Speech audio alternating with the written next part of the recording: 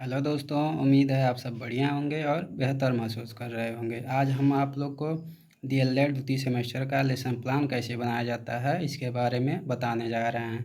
तो मैं डीएलएड प्रशिक्षु डाट महाराजगंज से हूँ और मैं डीएलएड द्वितीय सेमेस्टर में अभी प्रशिक्षण ले रहा हूँ। और मेरा पाठ्य योजना प्रारूप संख्या 1 जो मैंने इंटर्नशिप लगा था वहाँ पे मैंने बनाया था बच्चों को पढ़ाने के लिए। तो पाठ्य योजना प्रारूप संख्या 1 है। उसके नीचे एक कॉलम बनाते हैं जिसमें दिनांक, जिस दिनांक को आप पढ़ा रहे हैं, कक्षा, विषय, उपविषय जो किताब पर लिखा रहता है, कालांश जिस कालांश में आप पढ़ा रहे हैं, उसके बाद अवधि होता है। इस प्रकार हम नीचे प्रकरण लिखते हैं। हमारा प्रकरण वर्णमाला एवं इसके प्रकार था।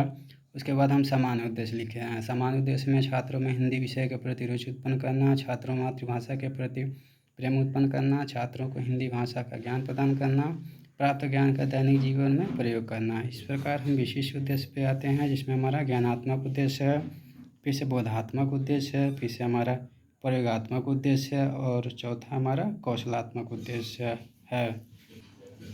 इसके बाद हम आते हैं सहायक सामग्री पे। सहायक सामग्री में मैंने वर्णमाला के अक्षरों का चार्ट बनाया था, फिर चाक, डस्टर, पॉइंटर और शिक्षणोपयोगी वस्तुओं आदि का इस्तेमाल सहायक सामग्री में किया जाता है। पूर्व ज्ञान में हम लिखेंगे सभी बच्चे वर्णमाला के अक्षरों के बारे में सामान्य जानकारी रखते हैं। तो जाहिर सी बात है बच्चे वर्णमाला के कुछ अक्षरों के बारे में तो सामान्य जानकारी रखते ही होंगे।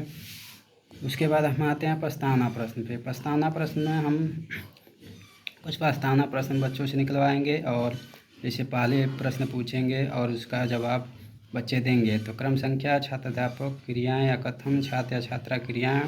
फिर हम इस प्रकार से बच्चों से प्रश्न पूछ लेंगे। जैसे बच्चों आप वर्णमाला के कौन कौन से अक्षर जानते हो, बच्चे बताएंगे आ छोटी बड़ी। फिर हम पूछेंगे आ छोटी ई के अतिरिक्त कोई और अक्षर बताओ, बच्चे बताएंगे छोटा ऊ, बड़ा ऊ, ए है। उसके बाद छोटा ऊ से आप क्या समझते हो, बच्चे यहाँ पे नहीं बता पाएंगे, तो यह समस्यात्मक हो जाएगा। इसके बाद हम प्रस्तुतिकरण करेंगे। जब हम बच्चों को पढ़ाने जाएंगे तो क्या पढ़ा रहे हैं इसका हम प्रस्तुतिकरण लिखेंगे। एक तरफ शिक्षण बिंदु, बीच में छात्राध्यापक क्रियाएं और तीसरा छात्र या छात्रा क्रियाएं लिखेंगे। आदर्श वाचन है। इसमें एक दो प्रश्न पूछ लेंगे और बच्चों को जब पूछेंगे तो बच्चे पहले प्रश्न को ऐसा पूछेंगे जो बच्चे बता दें, उसके बाद दूसरा प्रश्न ऐसा पूछेंगे जो बच्चे छात्र मौन हो जाएं। इस प्रकार हम 2 प्रश्न पूछ लेंगे, फिर हम अपना स्पष्टीकरण तैयार करेंगे। स्पष्टीकरण में वही लिखा जाता है जो हम बच्चों को पढ़ा रहे होते हैं। इसको बच्चे क्या करेंगे, ध्यानपूर्वक सुनेंगे। ठीक है, बच्चे इसको ध्यानपूर्वक सुनेंगे। जो हम स्पष्टीकरण, जैसे बच्चों आ छोटी ई को हिंदी वर्णमाला के अक्षर कहे जाते हैं। हिंदी वर्णमाला में कुल 52 अक्षर होते हैं जिसमें 13 स्वर, 33 व्यंजन, 4 संयुक्त व्यंजन व 2 द्विगुण व्यंजन होते हैं। इस प्रकार हमारा स्पष्टीकरण हो जाएगा। फिर हम नीचे आते हैं। नीचे आएंगे तो हमारा क्या हो जाएगा, मूल्यांकन प्रश्न। 1-2 बच्चे से मूल्यांकन प्रश्न पाठ को पढ़ाने के बाद पूछ लेंगे। उसके बाद हम बोधात्मक प्रश्न पे आएंगे। बोधात्मक प्रश्न में 1, 2, 3, 4 प्रश्न मैंने लिखा था, आप भी लिख सकते हैं। उसके बाद बोधात्मक प्रश्न को लिखने के बाद हम आएंगे श्यामपट्ट कार्य पे। श्यामपट्ट कार्य में हमारा जो है 10 रुपये का श्यामपट्ट चार्ट मिलता है, आप मार्केट से ख़रीद सकते हैं। और एक सिल्वर कलर का पेन मिलता है 10 रुपये में, आप उसको भी ख़रीद सकते हैं हम मार्केट से।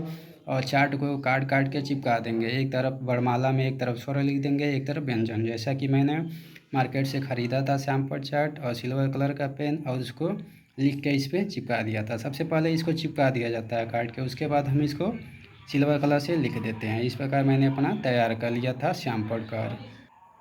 उसके बाद हम लिखेंगे निरीक्षण कार्य पे। निरीक्षण कार्य में हम क्या लिखेंगे, तो जब छात्राध्यापक श्यामपट्ट पर लिखे गए कार्य को छात्रों से अपनी पुस्तिका में लिखने के लिए कहेंगे और स्वयं कक्षा में घूम घूम कर निरीक्षण करेंगे।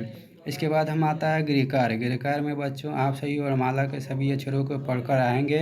दूसरा बच्चों आप सही वर्णमाला के अक्षरों को अपनी कॉपी पर लिख कर लाएंगे। इस प्रकार हमारा लेसन प्लान 1 बनकर तैयार हो गया और आप भी ऐसे लेसन प्लान बना सकते हैं। उम्मीद है आप लोग को वीडियो अच्छा लगा होगा। प्लीज़ सब्सक्राइब और लाइक ज़रूर करें। धन्यवाद।